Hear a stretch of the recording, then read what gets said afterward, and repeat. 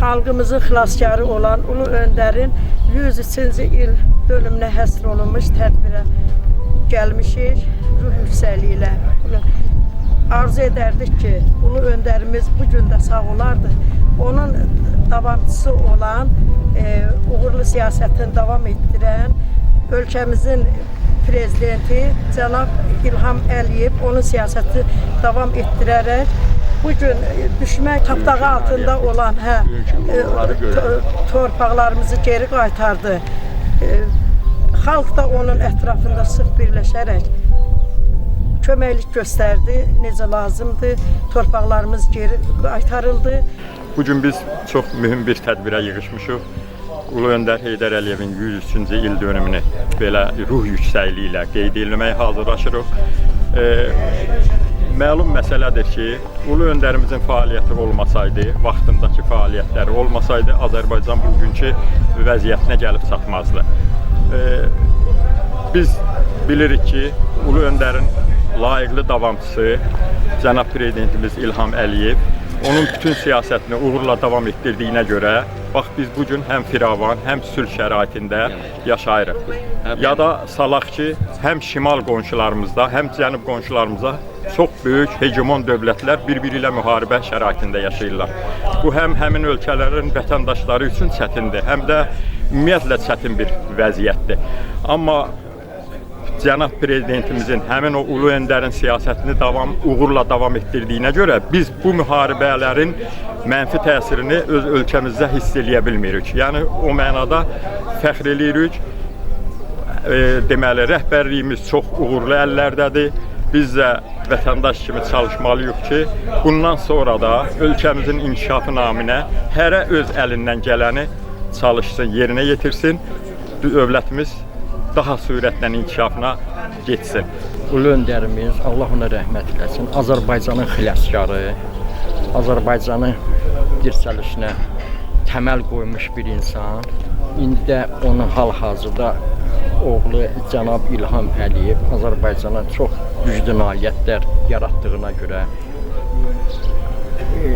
Qarabağı işğaldan azad etdiyinə görə ona uzun ömür, can sağlığı arzulayırıq. Bunun haqqında bir mənalı demək olar ki, Azərbaycanımızın qurucusudur. Yəni müasir Azərbaycanımızın qurucusudur. Bunu da bütün hamı kimi, bütün xalq kimi mən elə qəbul edirəm və sizə də təşəkkür edirəm Nəhal müəllim ki, siz də mütəmadi belə tədbirlər keçirdirsiniz. Təşəkkür edirəm.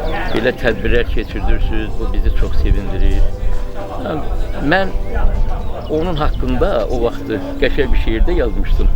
İndi ondan 2 kuplet deyəcəm. Ulu Öndərimizin sağlığında yazmışdım ki, Oğuzludur soyadı, bir zülmətin ayıdır, Atatürk'ün tayıdır bizim Heydər babamız. Uşaqların dilinə yazmışdım. Daima ucalacaq, yaddaşlarda qalacaq, əbədi yaşayacaq bizim Heydər babamız. Biz onun Ümumiyyətlə qəlbində yaşayır. Qəlbimizi əbədi yaşayacaq, bizim Ulu Öndərimiz olaraq daima qəlbimizdə yaşayacaq. O demək istəyirəm ki, bugünkü günü bizim bu sabitliyimizin bərpasında Ulu Öndərimizin əməyi böyükdür.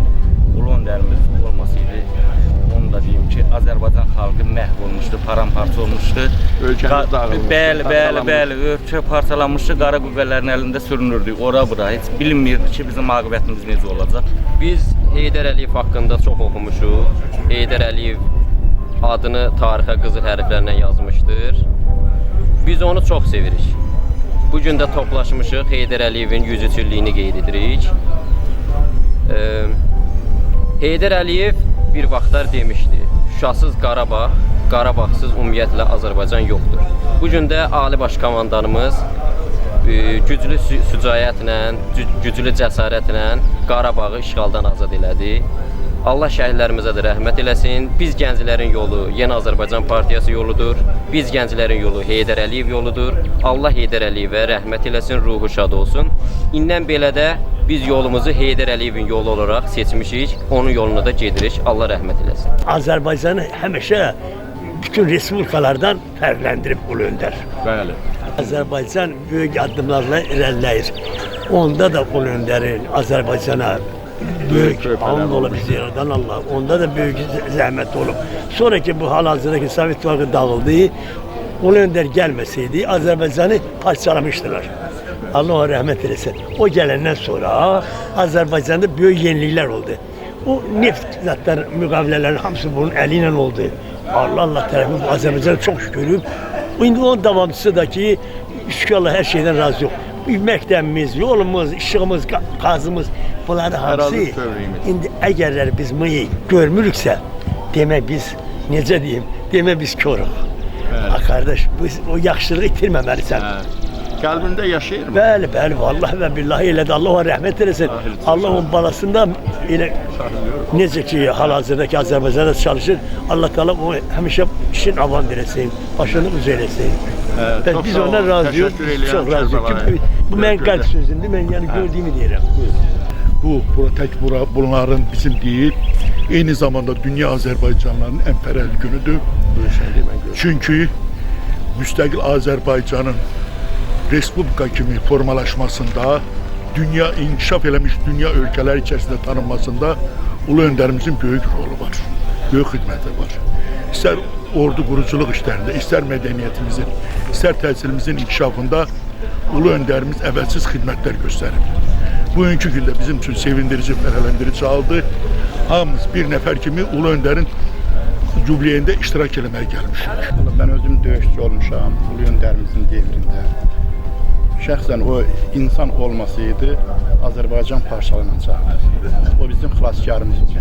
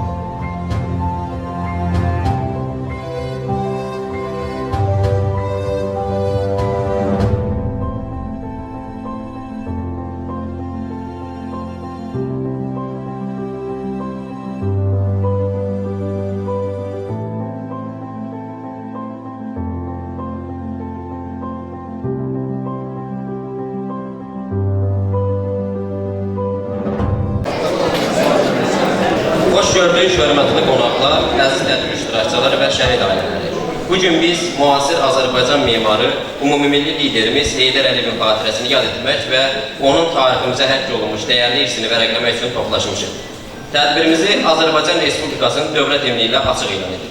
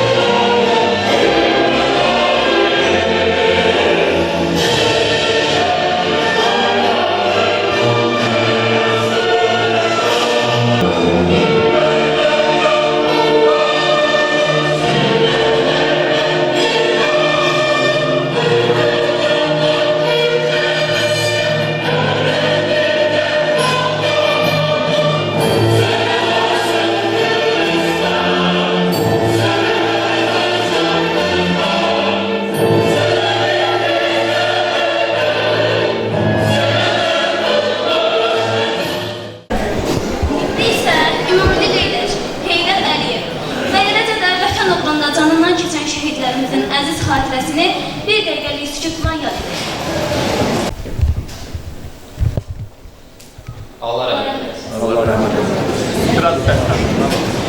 Biraz səslən. O elə bir şəxsiyyətdir ki, onun adı Azərbaycan hər bir daşında, hər qoruqluğunda və azad nəfəsində yaşayır. Bu sözlər hər birimizin qəlbində milli qürur rəmzi kimi döyünür. İndi isə dəyərli fikirlərini söyləmək üçün Saatlı rayon İcra Hakimiyyətinin müavini Mehriban xanımı bulunuyor.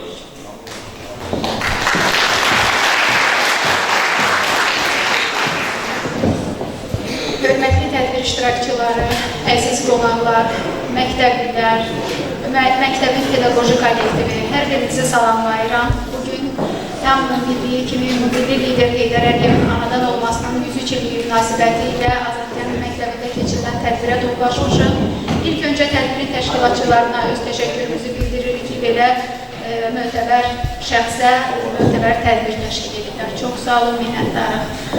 Və hər kəsə də məlumdur ki, Ulu Öndərin doğum günü ərəfəsində Respublikanın hər yerində belə silsilə tədbirlər, dəyərli masalar, elmi konferanslar keçirilir. Bu Ulu Öndərin xatirəsinə olan hörmətli ehtiramın, minnətdarlığın bir nümunəsidir. Heydər Əliyev SSR-də rəhbərlik etdiyi dönəmlərdə belə xalqın rifahını düşünmüş, dövlətin inkişafı sayəsində addımlar atmış. Bilirsiniz ki, SSR rəhbərliyi altında ölkəni qoruyub saxlamaq, xalqın rifahını təmin etmək çox çətin bir proses idi. O dövrdə milli kadrların hazırlanması sayəsində, xüsusilə hərbi kadrların hazırlanması sayəsində Cəmşid Naxçıvanski adına hərbi liseyin yaradılması, Azərbaycan SSR-nin dövlət dilinin Azərbaycan dili olması haqqında aktın qəbul edilməsi çox çətin bir prosesdir. Bugün sadə görsənə bilər, amma o dövr üçün çox çətin idi.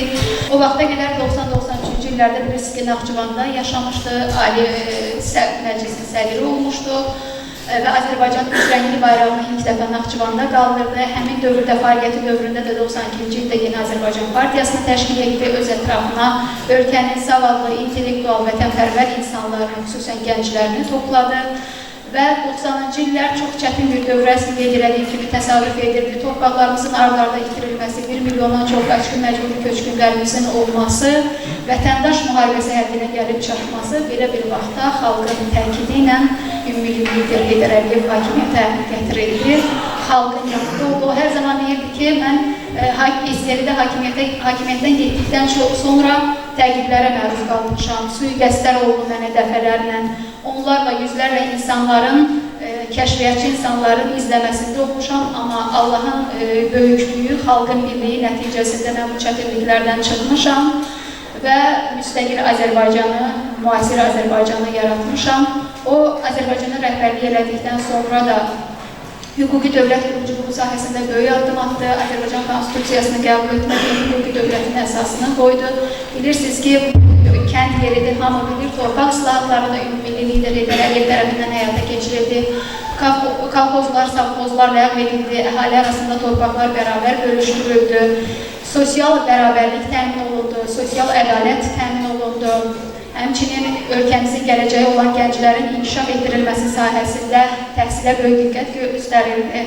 Yeni məktəb binaları açıldı, gənclərin yaxşı təhsil alması üçün ali təhsil ocaqlarında yeni ixtisaslar yaradıldı. Bilirsiniz ki, Heydər Əliyevin təşəbbüsü ilə bir çox təhsil müəssisələrinə səfərlər olunub, gənclərlə görüşülüb, xüsusilə gənclər sahəsində Gənclər İdman Nazirliyinin yaradılması, Gənclər Gününün təsis edilməsi, gənclər forumlarının keçirilməsi, bütün bunlar ölkə rəhbərliyinin xalqına, dövlətinə, gələcəyin təminatçısı olan uşaqlara, gənclərimizə göstərdiyi diqqətin qayğının bir nümunəsi idi. Və bugün Ulu Öndər ideyalarının davamçısı Cənab Prezidentimiz tərəfindən də onun ideyalar siyasəti uğurla davam etdirilir. Təhsil, səhiyyə, mədəniyyət, ölkənin bütün sahələrində biz inkişafı öz gözümüzlə görürük və bugün sizlərin təhsil aldığınız bu təhsil ocaqları bilirsiniz ki, məhz dövlət siyasətinin bir nəticəsidir. Biz sevinirik ki, bizim rayonumuzda Ulu Öndər ideyalarını həyata keçirdən böyük siyasət işığını gözlərimizlə görürük. Son 5 ildə rayonumuzda 6 yeni məktəb binası tikilmişdi ki, onun da 4-ü məhz Heydər Əliyev fondunun dəstəyi ilə həyata keçirilib. Hörmətli Mehriban xanım Əliyevanın rəhbərlik etdiyi Heydər Əliyev fondu bugün Ulu Öndər ideyalarını qoruyub, saxlayan, yaşadan, gələcək nəsillərə ötürən onun strategiyasını davam etdirən bütün sahələrdə multikultural dəyərlərin qorunması istiqamətində, beynəlxalq əlaqələrin genişlənməsi istiqamətində mühüm töhfələr verir. Mən deyərdim ki, bugün biz müstəqil ərazi bütövlüyünü bərpa etmiş bir ölkənin vətəndaşları olaraq xoşbəxtik. Necə ki, Ulu Öndər Heydər Əliyev qeyd edirdi ki, mən Azərbaycanlı olduğumla fəxr edirəm. Biz də müstəqil, müasir və ərazi bütövlüyünü bərpa etmiş Azərbaycanlı olduğumuza görə fəxr edirik. Biz əminik ki, və bunu gözlərimizə şahidlik ki, 44 günlük vətən müharibəsi də bizim Ulu Öndər Heydər Əliyev siyasətinin təməlini qoyduğu bir siyasətin nəticəsidir. 30 ildən çox bir dövrdə Ulu Öndər gənclər arasında milli mənəvi dəyərlərin qorunması, gənclərin vətənpərvər ruhuna yetişməsi istiqamətində böyük bir siyasət həyata keçirdi. Dövlət proqramları qəbul etdi, təhsil ocaqlarında mütəmadi maarifləndirici görüşlər təşkil olundu və bütün bunlar bizim gələcəkdə məhz 44 günlük vətən müharibəsinin hazırlıq mərhələsini təşkil edirdi. Qarabağı görməyən gənclərimiz torpaqlarımızın azadlığı uğrunda mübarizəyə qatıldı. Canları, qanları bahasına torpaqlarımızı azad etdilər, ərazi bütövlüyümüzü bərpa etdilər və bugün Qarabağımızda üç əski bayraqlarımız sallanır. Biz fəxr edirik ki, müstəqil müasir Azərbaycanın vətəndaşlarıyıq. Allah Ulu Öndərimizə rəhmət eləsin. Bugün onun ideyaları davam etdirən Cənab Prezidentə can sağlığı versin və xalq dövlət birliyimiz əbəd olsun. Təşəkkür edirəm. İndi isə Saat Duran Yeni Azərbaycan Partiyası Təşkilatının sədri Elşən Məmnun Məzdov.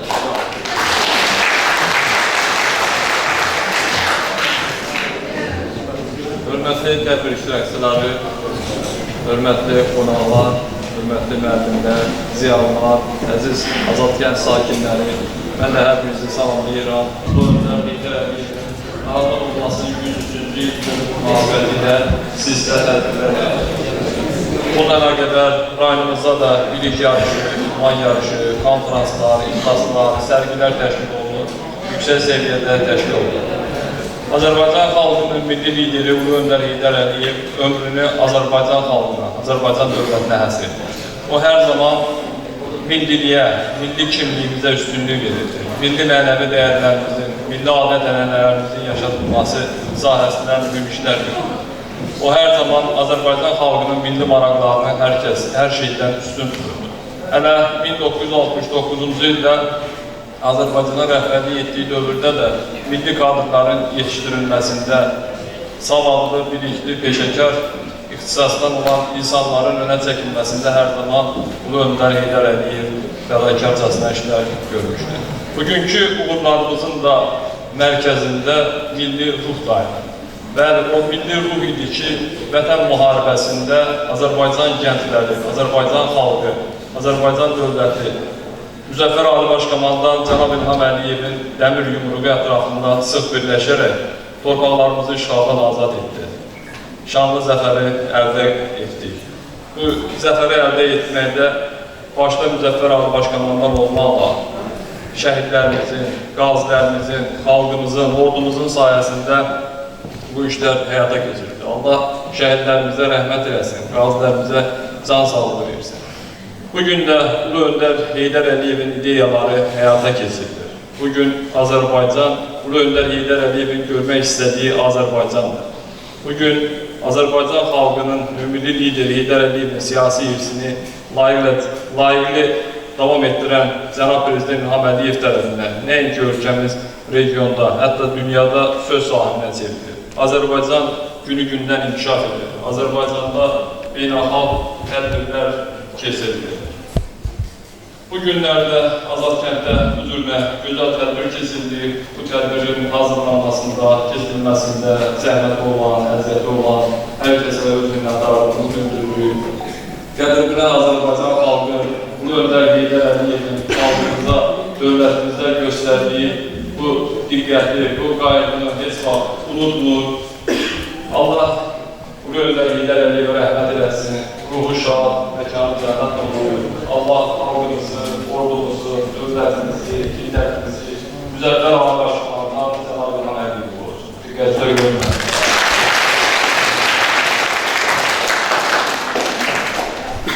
Bugün biz müstəqil dövlətin azad vətəndaşlarıyıq. Ulu Öndər hər zaman deyirdi ki, bir millət millətin gələcəyi onun gənclərinin təhsilindən və mənəviyyatından asılıdır. İndi isə sözü kəndin icra nümayəndəsi Ana xanım xanıma verilir. Əvvəla hamınızı salamlayıram. Gələn qonaqlara xoş gəldin deyirəm. Mən rəsmi danışmayacağım, Yaşam Əlim kimi, Mehriban xanım kimi, doğruca deyəcəm, nəyi deyirəm. Mən bunu bir mötəbər yerdə demişəm, burada da deyirəm. Bizim kəndin, belə deyək, traktorisi, suçu işləyən, nüqlet bağlayanına zəng çalıram. Telefonda deyir, mən fəxr edirəm ki, Azərbaycanlıyam. Mən özüm qədər ilhama inanıram. Yəni, Ulu Öndərin istatlarının bir gənclər, bir belə deyək, fəhlələr, kolxozçular, aşağı təbəqənin nümayəndələri vəzifəsinə görə yox, Ulu Öndəri sevərək onu telefonuna yaddaş edib və yaxud ki, indi cənab başçıysan, biz heç kəsdən qoymuruq, dəmir yumruq yerindədir. Bax, bunlar bizim üçün fəxridir. Ulu Öndərdən illərlə, günlərlə danışıb sarmaq olmaz. Ulu Öndərin əməyi bütün sahələrdə var, təhsildə, mədəniyyətdə, hər bir sahədə var. Biri o. Biri də nəyi demək istəyər? Bəzən, həyəcanlıyam, bağışlıyor. Bəzən bizim birimizə vəzifə verilən bir çox dostumuz da tanımıyıq. Ulu Öndər o qədər sadədir ki, jurnalistlərə müsahibə verəndə alça yiyir, deyirsiniz də yemək istəyirsiniz, götürün alça yiyir. Və yaxud ki, pambıqçılarla, xanımlarla, aşağı təbəqənin işçilərlə görüşəndə o qədər sadət çıxış edir ki, baxır, adam baxdıqca heyran olur. Yəni, Ulu Öndərdən nə qədər danışdıq, qutarmaq olmaz. Bizim kənd, cəmaat, hamı, yer oba, Ulu Öndəri sevirik. Allah ona rəhmət versin, Ali Başkomandanımızı saxlasın.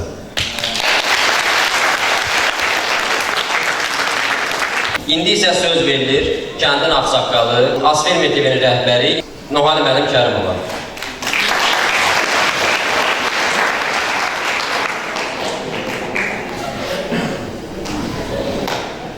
Mən də salamlayıram məclis iştirakçılarını, gələn qonaqları, hanımları, şəhid ailələri iştirak edir burada, onları. Ümumiyyətlə, bu zalda əyləşənlərin hamısı bir sözdə Ulu Öndər Heydər Əliyev sevgisinə yorulur. Bu, o məqsədi daşıyır. Azadkənd cəmaatı həmişə Ulu Öndər Heydər Əliyevin siyasətini dəstəkləyib, müdafiə edib, Ürdə cənab Prezident İlham Əliyevin ətrafında olduğunu qeyd ediblər və davamda gedəcək. Səbəb nədir?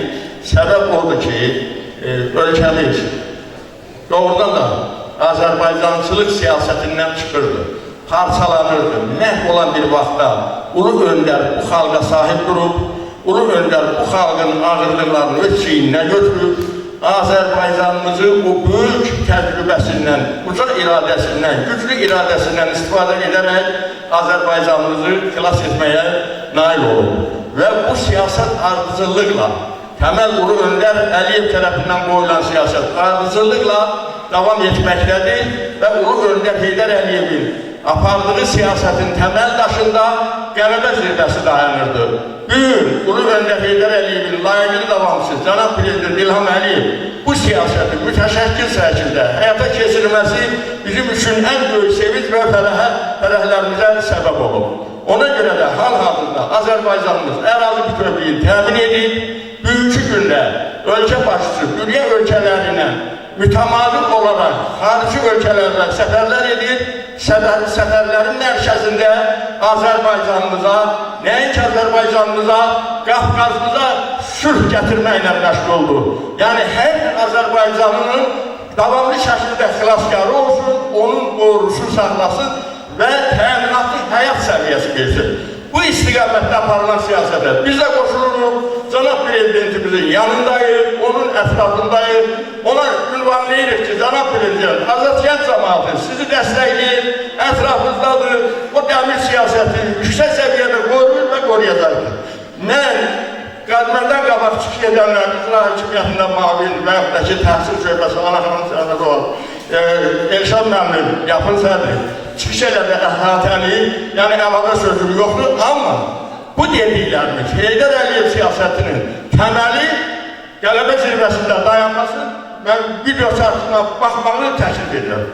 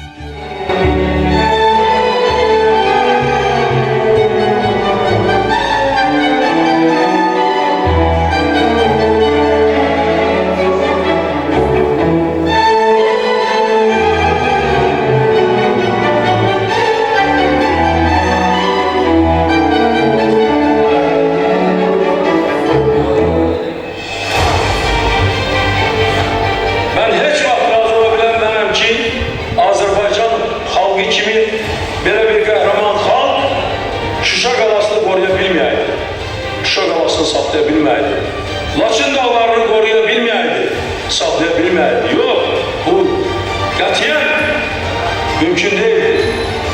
Eğer sapkınlık olmasaydı, eğer hayanet olmasaydı, eğer ayrı ayrı Azerbaycan'a düşman olan onun içinden olan adamlar öz şəxsi mənafeylerine nail olmak için cürbəcür hokkabazlıqla məşğul olmasaydılar, hakimiyyət mübarizəsilə məşğul olmasaydılar, Şuşa qalası da Azərbaycanın məğlub qalası kimi yaşayacaktı, Laçın dağlarda yaşayacaktı.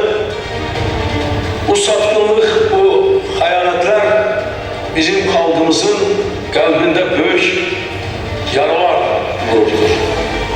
O yaralar sağalmayıb, o yaralar sarılmayıb, o yaralar sızıldayır. Ancak biz sızıldamırıq. Ne kadar ağır olsa da, ne kadar çetin olsa da, her bahasına olsun biz bu torpaqlarımızı geriye qaytaracaq. Yani işgaldan azat edecek. Biz bu torpaqlarımızın sahibi olacaq. 92. ilin mayında o vakti Azerbaycan rehberliğini ve hakimiyet uğrunda mübarizə aparan AFC Müsavat cütlüğünü hayaleti neticesinde Şuşa işgal atladı. O Ermeniler öz dırnaqarası əməliyyatına bir ad vermiştiler. Dağlarda toy. Halbuki hiç əməliyyat da keçirilmemişti. Şuşa şəhəri boşaldılmıştı. O vakti Müdafiə Naziri Hanski demişti ki Şuşa elden geçse başına gülle çakacak. Korkarcasına Şuşadan kaçmıştı. Ondan sonra Ermeniler bu əməliyyat güya əməliyyat hakkında efsaneler uydurmuşlar. Dağlarda toy. Şimdi biz onlara elə toy tutmuşuz ki onlar bu dersi ebedi yadda saklayacak.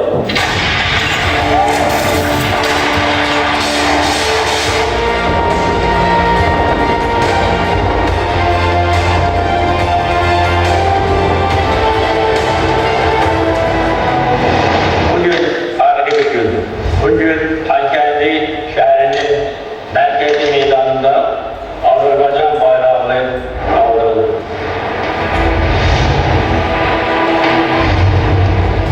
Hakkari Belediyesi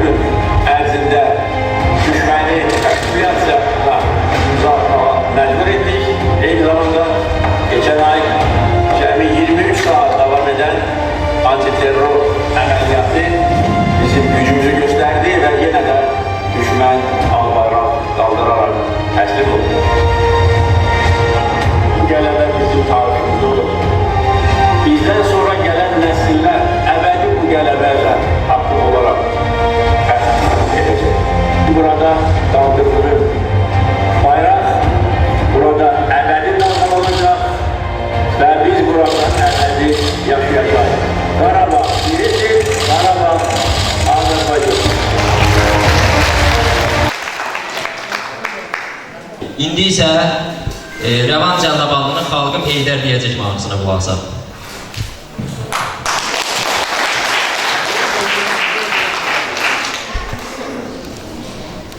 Onun milli mensubiyyəti onun qurur mənbəyidir. Mən həmişə fəxr etmişəm. Bugün də fəxr edirəm ki, mən Azərbaycanlıyam.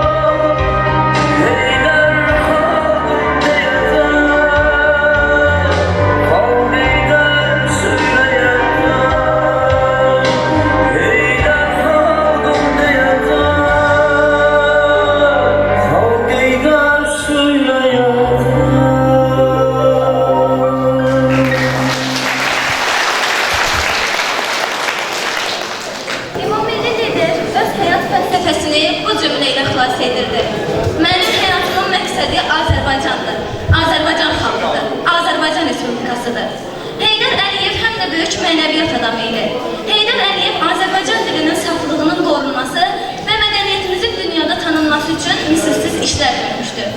İndi isə 7-ci sinif şagirdləri Səma və Rəhməni şeir demək üçün dəvət edirik. Mən Saatlı rayon Azadkənd tam orta məktəbinin 7-ci sinif şagirdi Kərimova Rəhman. Mən Saatlı rayon Azadkənd kəndinin 7-ci sinif şagirdi Rəhmanlı Səma. Daimi yaşa qəlblərdə, ey dahilər dahisi, sənsən uca millətin ən müqəddəs bəndəsi. Məzarın nurla dolsun, ey vəfalı ulucan, səninlə nəfəs alır, indi bu Azərbaycan. Ruhun azad dolanır Şuşanın dağlarında, xarı bülbül boylanır zəfər soraqlarında. Hər daşında izin var ucalan bayrağında, indi sönməz közün var Qarabağ torpağında. Bir bayraq altında yığdı milləti, ata tək bağrına sıxdı milləti. Xalqın əzəməti, gücü, qüdrəti, kamalı zəkası Heydər Əliyev. Başının üstündə üç rəngli bayraq, xalq ona arxadır, o xalqa dayaq. Vətənin ən uca zirvəsi Şahdağ, ondan da ucası Heydər Əliyev. Mələklər boynunda imdada çatan, xalqın nicat yolun xalqa anladan, bu müqəddəs yolda təkcə can atan, ilahi qüvvədir Heydər Əliyev. Qılıncın gəlimi, qələmin qulu, haqqın dərgahına uludur ulu. Sevdiyi bir vətən, bir Allah yolu, sönməz əbədidir Heydər Əliyev. Vətən, xalq yolunda canını verən, həyatda mənalı bir ömür sürən, hər bir addımında uzağı görən, gözüdür xalqının Heydər Əliyev. Millətin adını yüksəkdə tutan, imzasını əbədi tarixə atan, düşdüyü bəladan qurtuluş tapan, düşünən beyindir Heydər Əliyev. Bəşər tarixində yeri görünən, xalq ilə ağlayıb xalq ilə gülən, ulu öndəri tək xalqın döyünən, yanan ürəyidir Heydər Əliyev. Haqq sözüdür Həsən deyir dili ilə, sevgi vəsf edilməz xalqa gücü ilə, dünyada hər yerdən görünə bilən, əl çatmaz zirvədir Heydər Əliyev.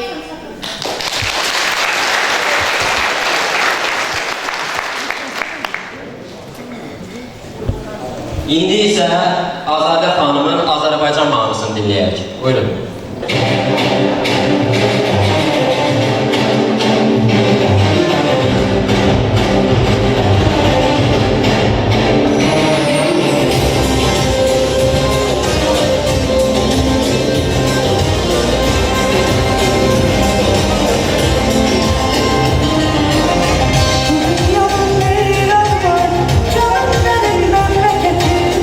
Güneş gibi daim yanar, onlar yurduna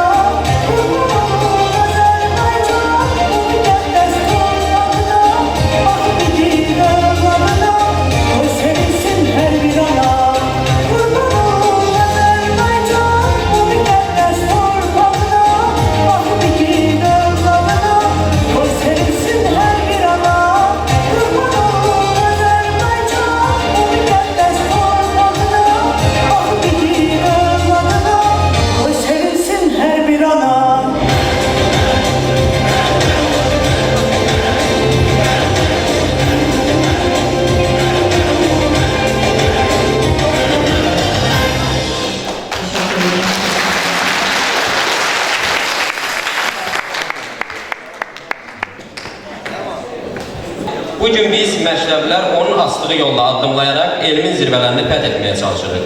O dahi şəxsiyyət ömrünü xalqına bağışlamışdır. Onun hər bir kəlamı Azərbaycan gəncliyi üçün mayak rolunu oynayır. İndi isə Aliyə və Rüqiyyəni şeir deməsi üçün dəvət edirik.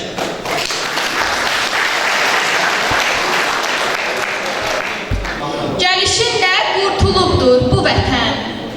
Sən oldun bu xalqa ümid və güvən. Sən oldun dar gündə kömək yetən. Ulu bir sərkərdə, ulu bir öndər.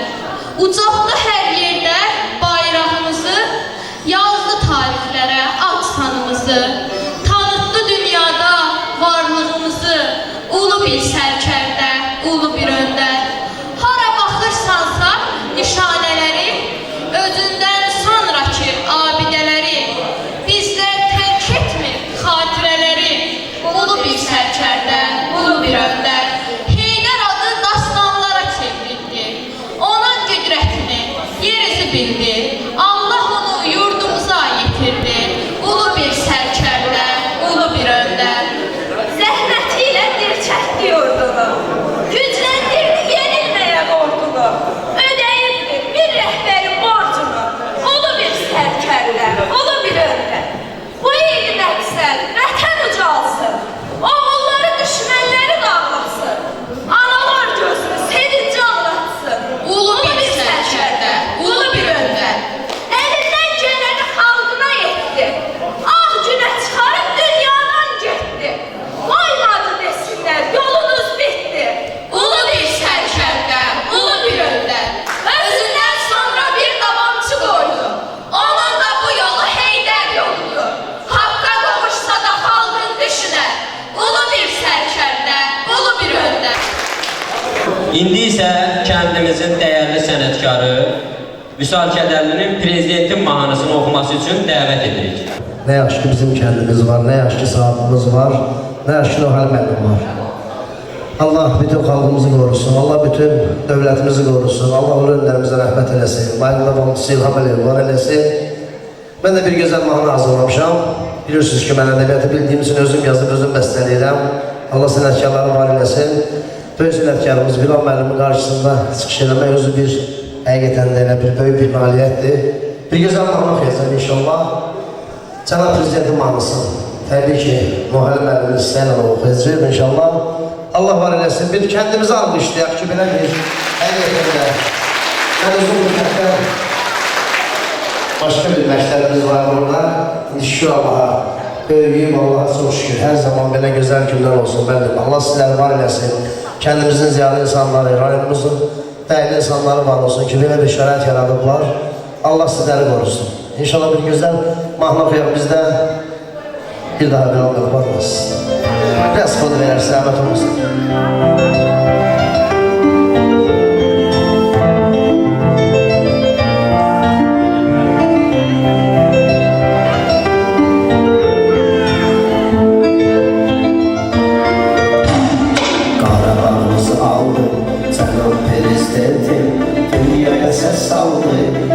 Prezidentim, Qarabağımızı aldı, Cənab Prezidentim, dünyaya səs saldı, Cənab Prezidentim, dünyaya səs saldı, Cənab Prezidentim.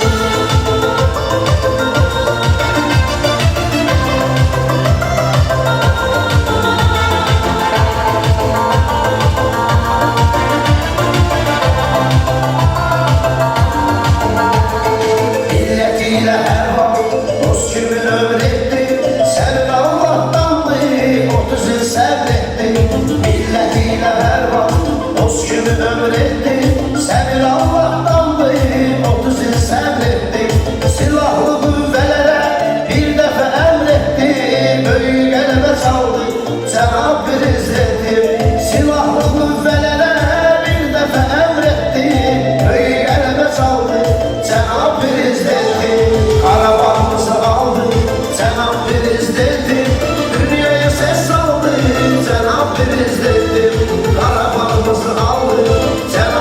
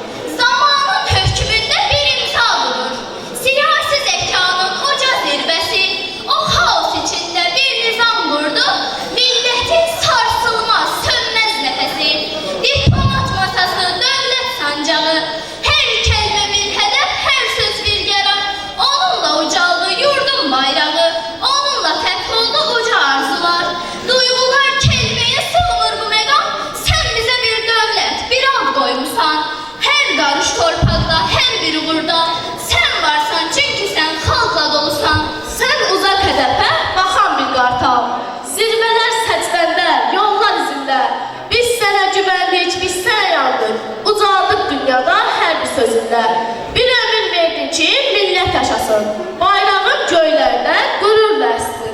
Sən elə bir miras qoyub getdin ki, zaman da, tarix də sənə baş əysin. Şagirdin, əskərin, hər kəs səninlə. Ruhun bu məktəbdə, bu sədada var. Sənin qurduğuna sadiq qalaraq bizimlə yüksəlir uca arzular. Adın bir andımız, yollan yerimiz. Doğum günü mübarək, ey dahi ömrə. Sən bizə bəxş etdin bu azadlığı. Nur içində uyu, ey böyük rəhbər.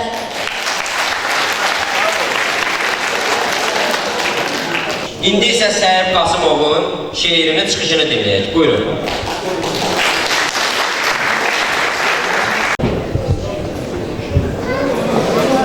Dəvət üçün çox sağ olun, hər bizə təşəkkürümü bildirirəm. İlk öncə bugün saatlımızın bütün Azərbaycanımızın bütün kəndləri gözəldir, bütün bölgələri gözəldir. Bugün biz gözəl saatlımızın Azərkət kəndində gözəl bir insanın, gözəl bir şəxsiyyətin, ulu öndərimiz Heydər Əliyevin 100 illik tədbirinə yığışmışıq. Yəni hamımıza böyük təşəkkürü, minnətlərimi bildirəm. Çox sağ olun, çox var olun. Bəli, bu gözəl insanın, ulu öndərin haqqında biz səhərdən axşama, axşamdan səhərə nə qədər danışdıq, genə azdır. İndi bizim yaşımız, yaş həddimiz ona imkan verir ki, ulu öndərin, yəni həyat yolundan az çox məlumatımız var. o böyük bir illəri Sovet hökuməti dövrü, SSR vaxtı orada işləyib. Təbii orada elə biz zirvəni fəth edib, general rütbəsini alacaq. O bizim hamımıza, biz Azərbaycanlı kimi, Türk kimi fəxirdir, həqiqətən də fəxirdir. Amma bunlara hamısına baxmayaraq, Sovet hökumətinin, Sovet rejiminin bir çox qadağalarına baxmayaraq Heydər Əliyevin həmişə nəzəri əli Azərbaycanın üstündə olur. Təbii belədir. O Azərbaycanın qurucularından olur. Onun Azərbaycanın üzərində böyük xidmətləri olur. Allah ulu öndədirsə qanı rəhmət eləsin, yerin məkanın cənnət eləsin, ruhun şad eləsin. Təbii onun ruhu şaddır. Çünki onun yolunu davam etdirən Heydər Əliyev məktəbinin məzunu, Heydər Əliyev siyasi kursunun davamçısı, layiqli davamçısı, ordumuzun Ali Baş Komandanı, Prezidentimiz İlham Əliyev cənabları bugün Azərbaycanın başındadır, rəhbərlik edir, dövləti, milləti gözünün bəbəyi kimi qoruyur. Allah Prezidentimizə də can sağlığı versin.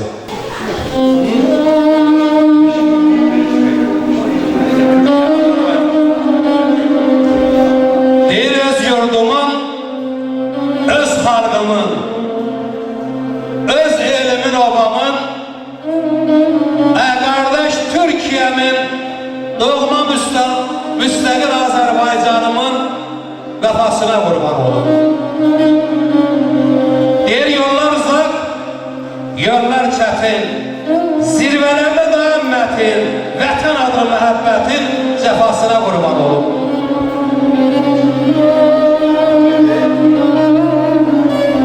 Deyir əti xoşdur hər günəmən, Süsənimin, Sümbülümün, Ankaramın, Bursa'mın, İstanbul'umun, Bakımın, Şəkimin, doğma Naxçıvanımın, Qarabağımın havasına qurban olun.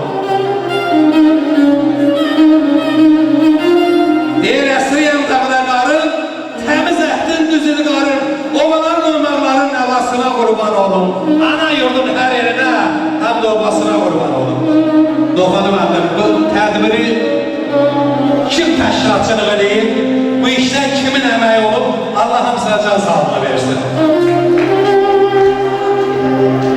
Boy nə qədər bəşər kainat varsa,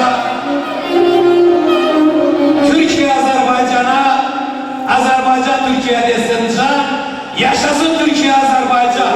Həm İlham, həm Erdoğan, bir gün duran işler gelsin.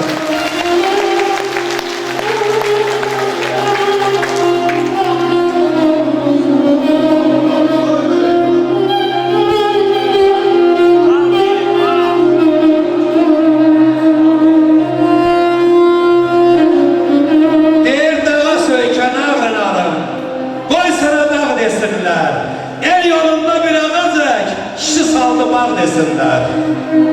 Dünya mətləb dünyasıdır, qalanlar mı yaşasın? El yolunda sinəsini gələnlər mi yaşasın? El ovasının, dövlətinin, millətinin qaygısına qalan İlham Əliyev prezidentini mi yaşasın?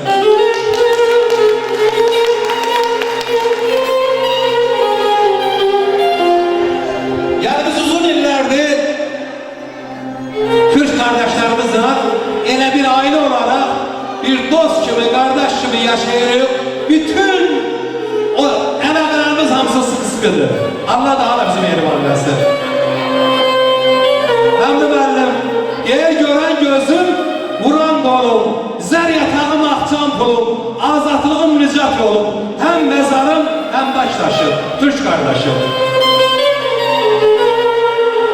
Yer eli babam oymağımsan, beçə balım qaymağımsan, kainatı duymağımsan, istiyayım, qarla qışım, Türk kardeşim.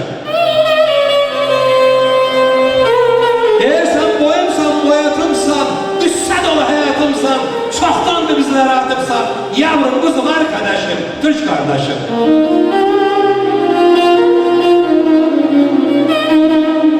Bir ağı öz dağımdı, sinəmdəki söz dağımdı, çəkilən dağ öz dağımdı, görbürlələr çəkdi başım, Türk kardeşim, Azərbaycan kardeşim. Allah bu kardeşliği, dostluğu bir millət olarak bu iki dövlətə çox görməsin. Daima can deyib, can eşidək. Allah hamımızdan razı olsun. Allah sizleri var eləsin. Tabii çıxışlar var. Belə səhərə kimi desəm, yəni bu iki dövlətin, iki liderin, bu gözəl insanların cənabına gene azdı doymaq olmaz. Deyir, dağlar kimi əzəmətli olanlardan xoşum gəlir. Dar günündə əhvalımı soranlardan xoşum gəlir. Deyir, aşıqıyam ala gözün, vurğunuyam kəsə sözün, musiqini həzin çalanlardan xoşum gəlir. Şair şeir yazır hər an, dindirənə söyləyir can, mənim də İlham kimi, Erdoğan kimi prezidentlərdən xoşum gəlir. Allah hər iki prezidentimizi doğrusun, Allah dövlətimizi, millətimizi doğrusun.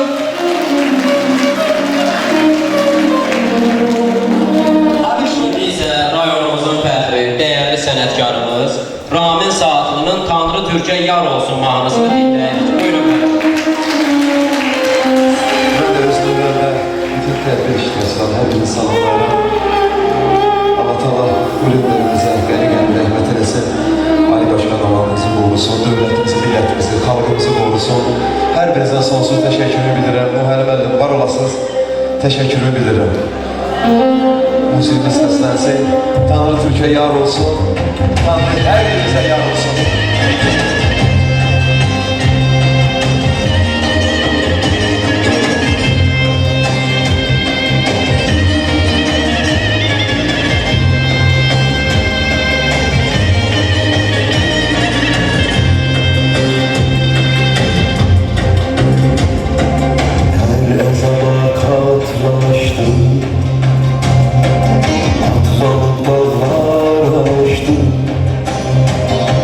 Bir kurtulak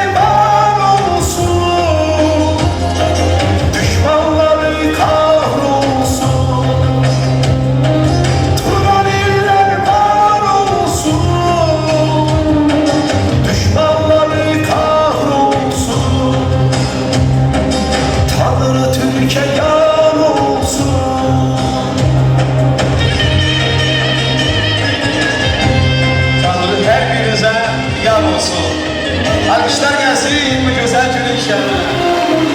Sağ olasınız. Kalemlerden aslan olun, var olasınız. O öz çıxışları ilə ana dilimizin nə qədər zəngin və qüdrətli olduğunu sübut edirdi. Onun incəsənət adamlarına, yazıçılara və musiqicilərə göstərdiyi qayğı hər bir sənətkarın yaddaşında silinməz izlər qoyub. İndi isə Fidan və Fatiməni şeir deməsi üçün dəvət edirik. Vətənin ən çətin, ən ağır günlərində xalqının arxasında durdu Heydər Əliyev. Müdrik siyasəti ilə xilas etdi ölkəni. Güclü bir Azərbaycan qurdu Heydər Əliyev. Vətəninə həsr etdi ömrünün hər anını. Bir şam kimi yandırdı bu yolda öz canını. O xalqını sevirdi, xalq da xilaskarını. Xalqının arkasında durdu Heydər Əliyev. Vətənin hər qarışı ona doğma diyardı. İllər idi qəlbində şah həsrət vardı. Kaş ulu öndərimiz bu gün də sağ olardı. Zəfərin münəvrəsin qoydu Heydər Əliyev. Naxçıvanda doğulub 23 mayında, güllü bahar fəslinin ən işıqlı ayında. Anası İzzət xanım, atası Ərza, şükürlər oxudular. Onlara oğul verən Tanrıya, ilahiyə, bu bahra bu yazar. Ata-ana ad qoyub, adına Heydər dedi. Bu həyatın balını dərdi sizə Heydər dedi. O boyatıb böyüdü, gündə bir darı boyda. Ona layla çalanın xoş arzuları boyda. Hər ana, hər saatla, hər səsinlə böyüdü. Damar bərkidi, pillə böyüdü.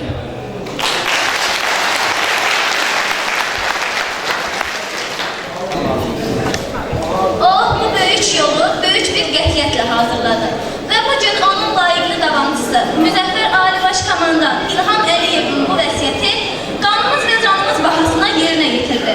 Bugün ulu öndərin ruhu şaddır, çünki Qarabağ Azərbaycandır. İndi isə şeir deməsi üçün paşanı dəvət edirik. Vətənin dar günündə onun dadına çatdı, üçrəngli bayrağı zirvələrə uzatdı. Yurdumuzun üstündən qovdu qara kölgəni, məhv olmaqdan qorudu, xilas etsin ölkəni. Çiçəklənən ölkəmiz Gülüstana oxşayır, özün olmasan belə əməllərin yaşayır. Ulu öndərin qəlbində hər zaman bir Şuşa, bir Qarabağ miskili var idi.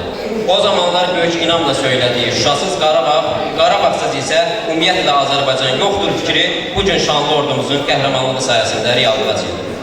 O özünü bu yolu həsr edənləri yüksək qiymətləndirərək deyirdi. Mən dünyada müəllimlikdən yüksək ad tanımıram. Əziz qonaqlar, Heydər Əliyev tərəfindən qoyulan bu möhkəm təməl bugün onun layiqli davamçısı tərəfindən daha da gücləndirilir. Biz bugün hər birimiz Heydər Əliyev dühasının və qurduğu dövlətin şahidləriyik. İndi isə sözü məktəbimizin direktoru Səfərova Nuranə müəllimə veririk.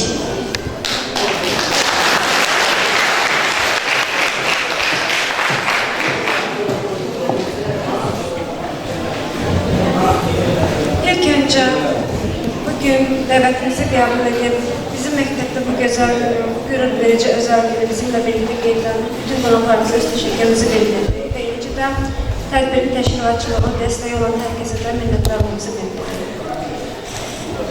23. Eylül mayında, baharın en güzel ayında Azerbaycan semalarına parlak bir güneş doğdu. Hansı ki o güneşin şöleleri yarım əsrdən artıq bir müddətdir ki, Azərbaycan xalqını, Azərbaycan ölkəsini qaranlıqdan çəkib nurlu sabahlara gətirir. Bugün biz keçdiyimiz bu yol ulu öndər, dahi rəhbər Heydər Əliyevin yoludur. O parlaq günəş, o sönməz günəş Heydər Əliyevdir. Bugün o özü olmasa da onun layiqli davamçısı İlham Əliyev. Onun siyasətini layiqincə davam etdirir. Və hər birimiz bu addımları onunla birlikdə addımlar. Bu yolu, bu Heydər yolunu biz birlikdə keçirik. Və biz müəllimlərin, pedaqoqların, hər birimizin üzərinə düşən vəzifə Heydər Əliyev yolunun layiqli davamçıları olacaq yüzlərlə, minlərlə şagird getirməkdir. Və biz bu yolda qətiyyətlə, cəsarətlə öz fəaliyyətimizi davam etdirəcəyik. Bir daha hər birinizə təşəkkür edirik.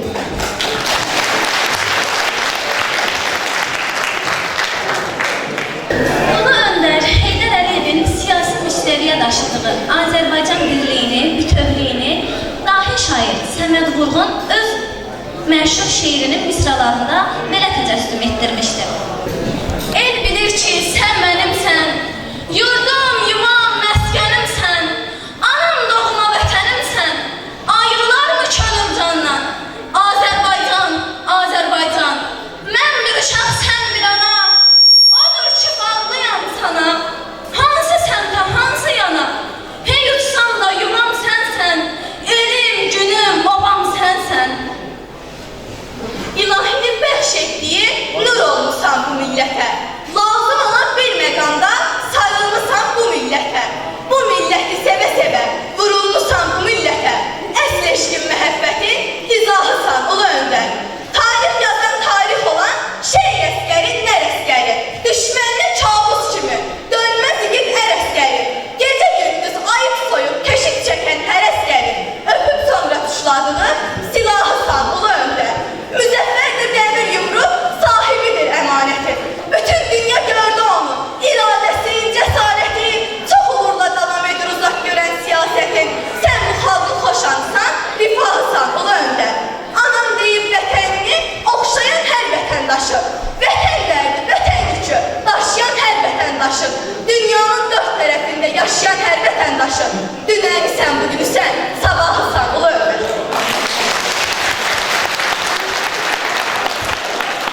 İndi isə şeir demək üçün Ağabükəni dəvət edirik. Zəhməti ilə dirçəltdi yurdunu, gücləndirdi yenilməyən ordunu, ödəyibdi min rəhbərin borcunu. Ulu bir sərkərdən, ulu bir öndər.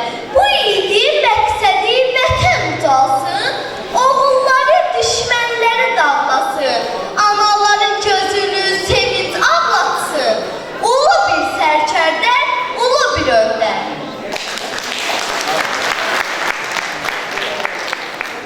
Onun bizə miras qoyduğu ən böyük qürur mənbəyi elə onun öz sözləri ilə ifadə edərək tədbirimizi tamamlayırıq. Mən həmişə fəxr etmişəm. Bu gün də fəxr edirəm ki, mən Azərbaycanlıyam. Diqqətinə görə İndi isə Azərbaycanımızın fəxri, xalq artistimiz, dəyərli sənətkarımız Bilal Əliyevi mahnı oxumaq üçün dəvət edirik. Buyurun Bilal Əliyev.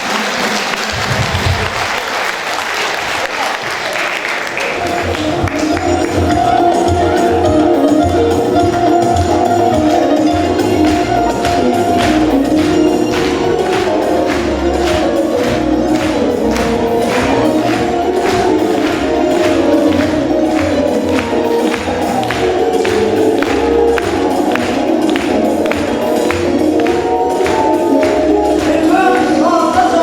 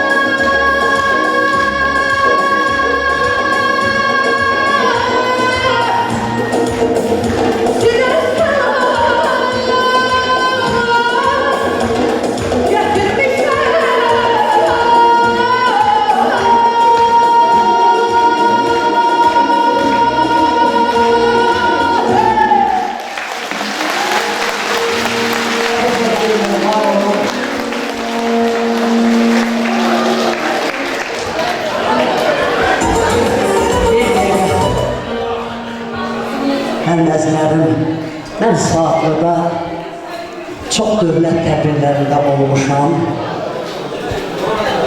Ulu öndərimizin və onun ən layiqli davamçısı Azərbaycan Respublikasının prezidenti Ali Baş Komandanı Cənab İlham Əliyevin təbliğat, təşkilat kampaniyasında həmişə iştirak etmişəm. Mən dünyanın ən xoşbəxt insanlarından biriyəm ki, mən dünyanın ən ağıllı insanı, ən böyük siyasətçisi, ulu öndərimizin əlindən su içmişəm. Bu xoşbəxtlik mənə qismət olubdur. Necə qismət olub? Məni əvvəllər heç bir dövlət tədbirlərinə qoymazdılar. Və bir gün elə oldu ki, mən televiziyada bunu çox danışmışam. Günlərin bir günü böyük bir istirahət mərkəzində eşitdik ki, ulu öndərimizin oğlu İlham Heydəroğlu dünyanın başqa yerlərindən olan qonaqlarla bərabər həmin bizim olduğumuz istirahət mərkəzinə gəlir. Və bunu eşidəndə oranın baş rəhbərləri təxminən 100-ə yaxın sənətçini ora dəvət etmişdilər ki, bəs İlham müəllimin hansından xoşu gəlsə, o onun qarşısında çıxış edəsin. Təxminən bir 10-15 dəqiqə bunlar yemək yedikdən sonra çağırdı o baş rəhbərlərini, dedi ki, bəs sizdə kimlər var oxuyanlar? Ki, bu xarici ölkədən qonaqlarımız var burada, onların qarşısında çıxış etmək üçün. Bir az çəkdilər, çox böyük xalq artistlərinin adını çəkdilər, 1, 2, 3, 5, 10. Mənim adıma gələndə, hələ mən onda heç bir fəxri adım da yox idi. Mənim adıma gələndə İlham müəllim, Allah ona can sağlığı versin, dedi ki, hə, Bilal gəlsin oxusun. Çağırın Bilal Əliyev gəlsin, oxusun. Gəldim, oxudum, gördüm, doğrudan da qonaqların da xoşuna gəlir və İlham müəllimin də xoşuna gəlir. Biraz da ürəklə başladım oxumağa, mikrofonu qoydum yerə, mikrofonsuz bir gözəl zəngülə vurdum. İlham müəllim qalxdı ayaq üstə, alqışladı məni, bütün qonaqlar hamısı məni alqışladı və onda İlham müəllim orada zarafatiyana bir söz dedi ki, bax bizdə belə istedadlar var. Sizdə var, gülə-gülə dedi ki, yox, sizdə yoxdur. Və ondan sonra mən oxumağımı bitirdim. O qədər gözəl ifham oldu ki, orada əvəzsiz. Elə bir o da Allahdan idi. Və getdim, o geyim otağında əyləşmişəm. Bir də Cənab Prezidentimiz İlham Əliyev məni çağırdı, mənə təşəkkür elədi, dedi ki, İlham müəllim, biz sizə təşəkkür edirik ki, bu bütün xarici ölkələrdən gələn qonaqların yanında bizim üzümüzü ağ elədiniz.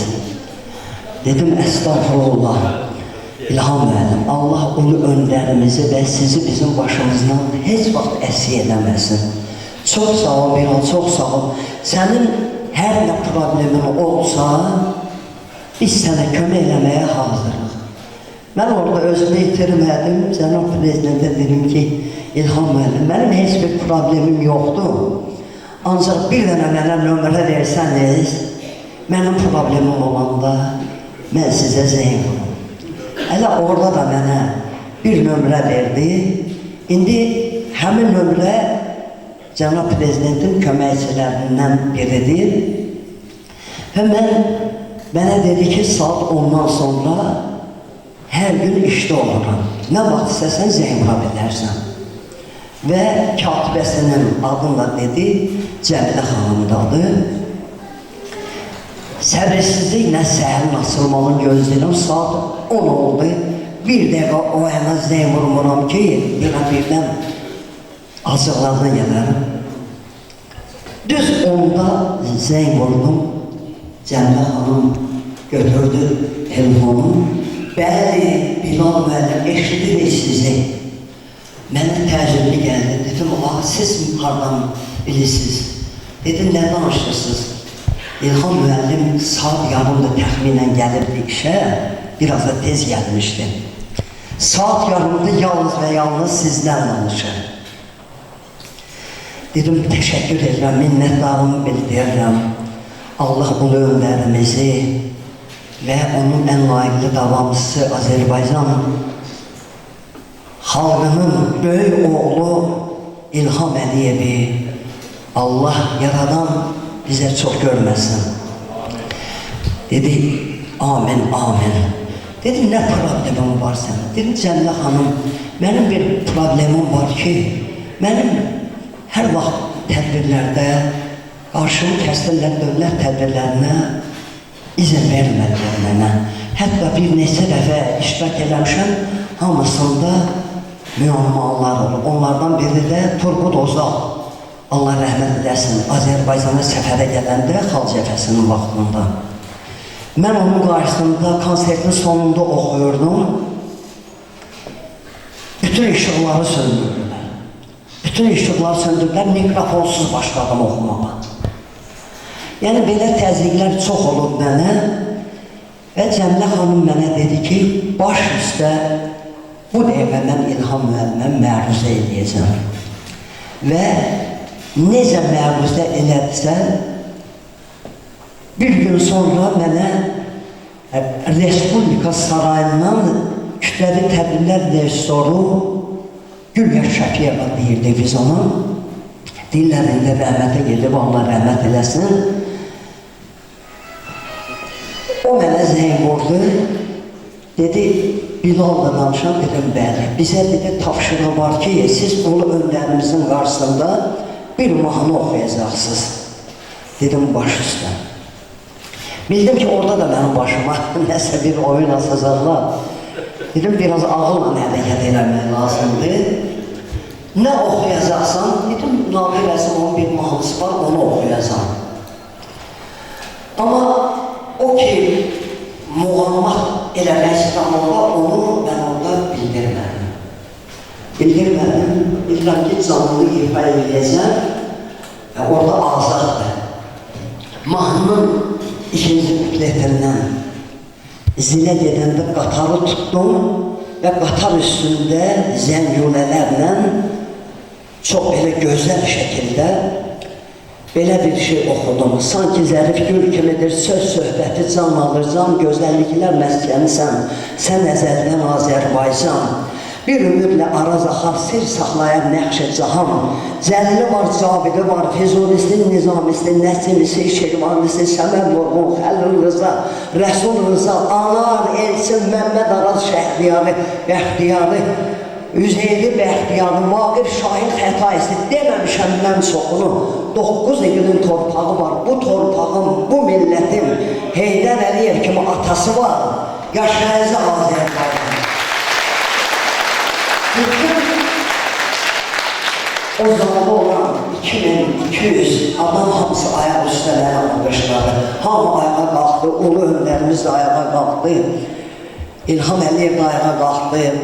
Mehriba xanım da hamısı ayağa qalxıb məni alqışladılar. Və mən səhnədən alqışlarla çıxdım, getdim.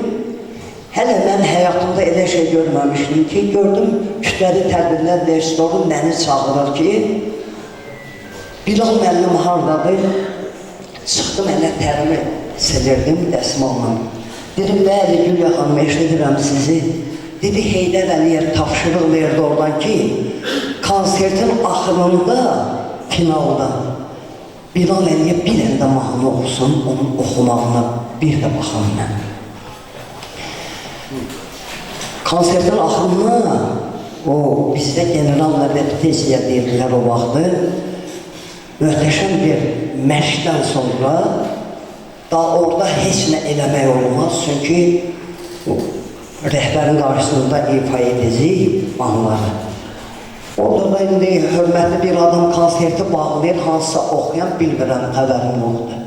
Dedim, baş üstə. Dedim də oxuyarsan, dedim, böyük bəstəkarımız Rauf Hacıyevin Azərbaycan mahnısını oxuyaram. Dedi, əla, əla. Və çıxdım bu mahnını, səhnəyə çıxıb, YouTube'da var, baxa bilərsiniz hamınız. Səhnəyə çıxan kimi, o musiqinin səsi gələn kimi, bütün tamaşaçılar hamısı ayaq üstə qalxdılar. Mahnını əvvəldən axıra qədər öz alqış sədaları ilə müşayiət edərlər. Və axırda da gəldi, Heydər Əliyev tapşırıq verdi, ulu öndərimiz, Allah onu rəhmət eləsin. Dedi, sənətçilər dayansın, gəlirəm onlara təşəkkür eləmək. Gəldi, hamı ilə görüşdü, mənə yaxınlaşanda qucaqladı, öpdü, dedi, oğlum, yaxşı oğlum. Dedim, əllərinizdən öpürəm, Allah sizi başınızdan əsir eləməsin. Dedi, sən hardan bildim ki, mən Rauf Hacıyevin Azərbaycan mahnısını bütün mahnılardan çox istəyirəm. Mən onda bildim ki, doğrudan da insana Allah kömək olanda kömək olur. Mən başqa mahnılarda ifa edə bilərdim orada. Ulu öndərimizin ən çox sevdiyim mahnını orada ifa elədim. Sizdən hansı mahnıdır? Yurdum yuvam məskənim sən Azərbaycan.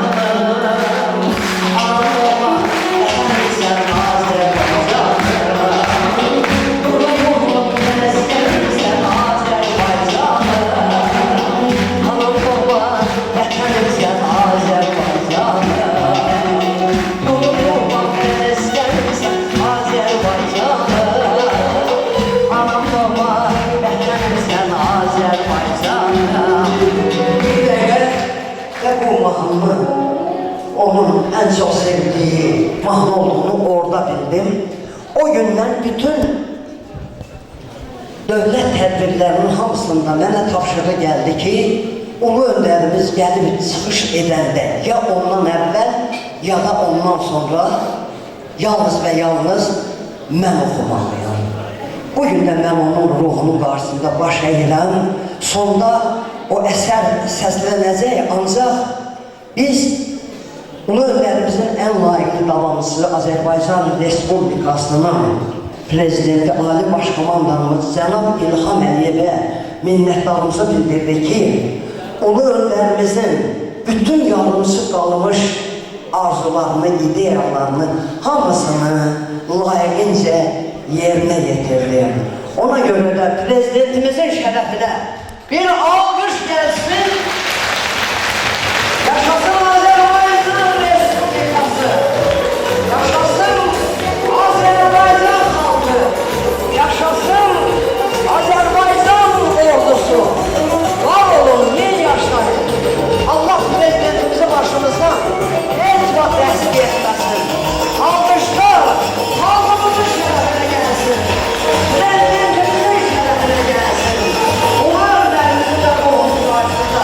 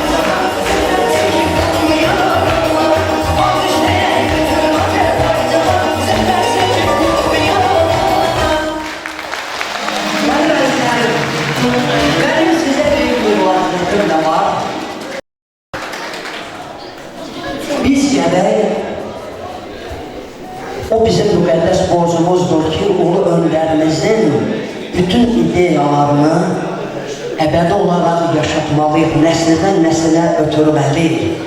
Mən xalqıma güvənirəm, ona görə də dəmir yumruğu kimi hamınızı İlham Əliyevin ətrafında birliyə çağırıram.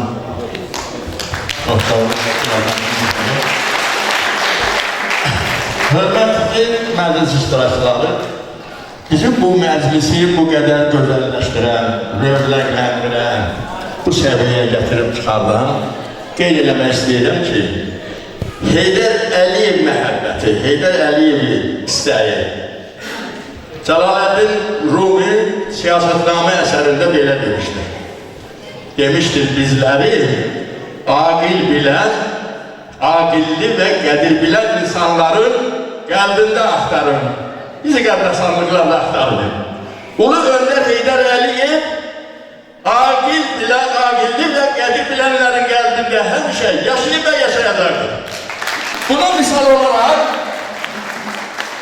mən bu tədbiri möhtəşəm keçirmək üçün Bilal müəllimə zəng etdim. İlk zəngim idi. Burada bir sir var. O sirri açmaq istəyirəm. Bilal müəllimə zəng etdim.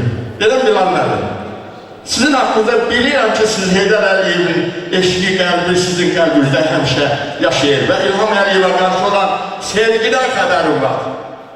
Mənim gönlümdən keçir ki, belə bir möhtəşəm tədbir keçirək və o tədbirin iştirakçısı olasınız. Bildirmək istəyirəm ki, Bilal müəllim bu tədbirə Heydər Əliyev sevgisinə, İlham Əliyev sevgisinə gəlib. Ha, bu, gəlib burada nəyisə marağını axtarmayıb. Alnından ötürəm. 1, 2, Ramil müəllimə müraciət etdim. Ramil müəllim dedi ki, tam səliqəli. Dedi, orada nümunə göstərəcək mənim müşahidəçilərim. Səliqəli geyim, yüksək intellektik səviyyəsi mənim gözüm üstə. İnanın ki, təmənna söhbəti yoxdur. Və bu gələnlərdən Misal Kədərli özü bilir. Misal Kədərli haqqında onun gəlib qalib olmasında mən dünya təqiyyə də yetişmişəm, özü bilir. Onu orada tanıtdırmışlar, yəni dəstək olmuşam. Hə, bu belədir. Təmənna məqsədi üçün deyil. Gələn burada xanım və yoldaşlar. Bunlar hamısı Cəlaləddin Ruminin dedikləridir. İçərdə Heydər Əliyev məhəbbəti var, qəlbdə, ürəkdə İlham Əliyev sevgisi var və bu məsələyə hamı birlikdə, bax, belə əqidəli insanlar görüşür və bu zava əyləşənlər də Heydər Əliyev sevgisinə yığılıb, İlham Əliyev sevgisinə yığılıb, qalib ölkənin qalib lideri kimi sizin də payız var, haqqınız var. Bilirəm ki, arız kəç zamanı Heydər Əliyev, İlham Əliyev siyasətinin yanlarının yumruğunda həyatlar əvvəldə oldu. Buyur, onları borç verirdim gibi. Azərbaycan səslərimiz həllamın gələnlər